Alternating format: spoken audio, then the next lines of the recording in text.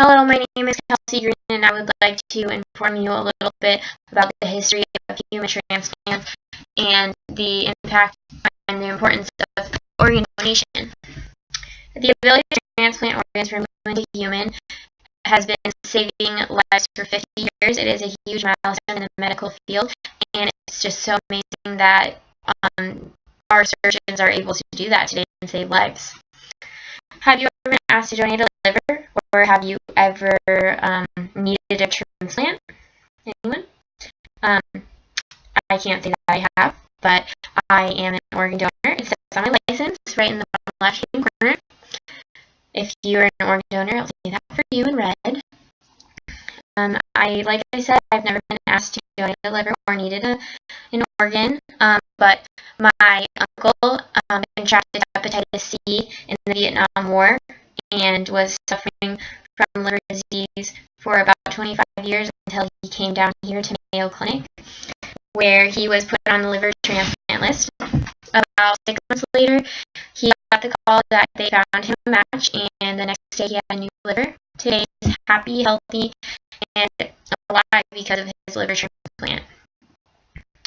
Like I said, I would never have thought that anyone close to me would need a liver or any organ for that matter, but it can happen to you. It happened to me. My uncle needed one. Every 10 minutes, a new name is added to the transplant list.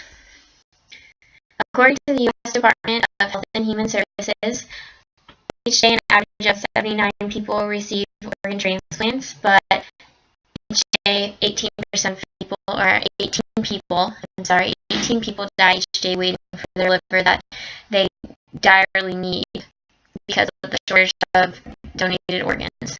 Today I will investigate organ transplants and organ donations.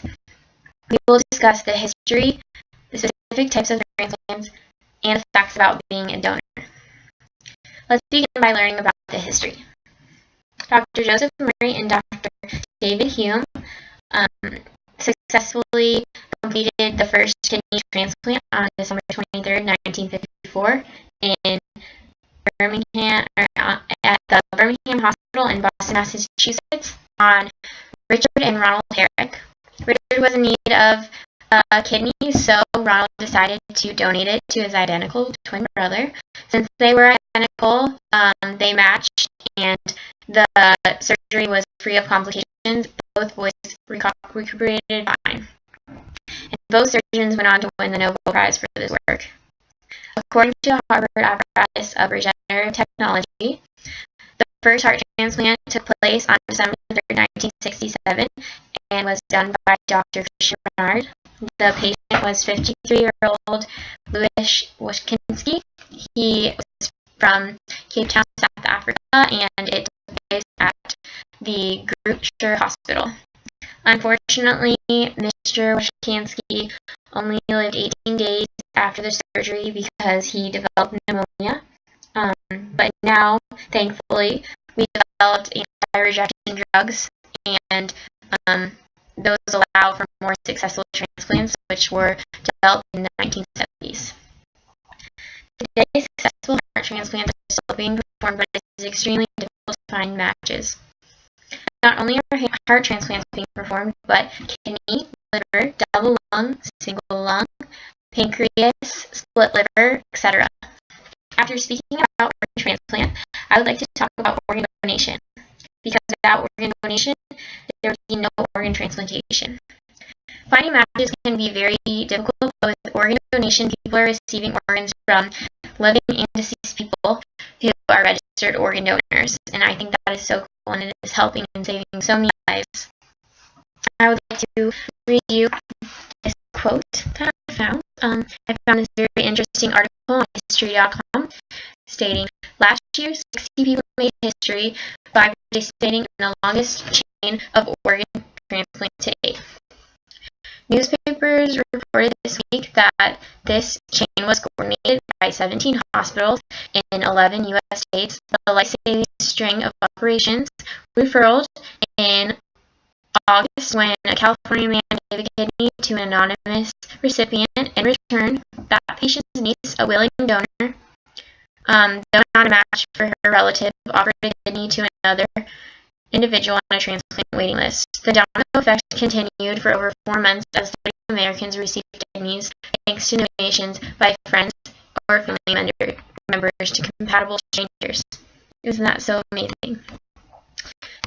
One organ donor can save 28 lives. Let me give you a little bit of the statistics and data that goes along with organ transplants and donations. On the National Kidney Foundation's website, it states, as of January 18, 2014, there were 120,990 people waiting for the life-saving organ transplant in the U.S. And of these, 99,201 await kidney transplants. Going on to say that last year, 14,029 kidney transplants took place in the U.S. Of these, 9,314 kidney transplants came from deceased donors, and the other 4,715 came from living donors. In order to help as best you can do your part by registering as an organ donor today. Head down to your local DMV later, and if you're not already a registered donor, please register.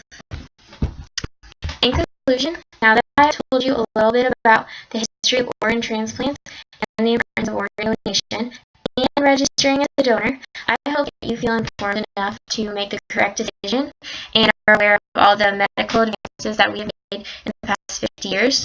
With the new technology and the medicine, doctors all around the world can perform successful organ transplants, and I cannot voice the importance of organ donation enough. Do your part by registering ASAP, and remember, one organ donor can save as many as 8 human lives and start decreasing each organ transfer list.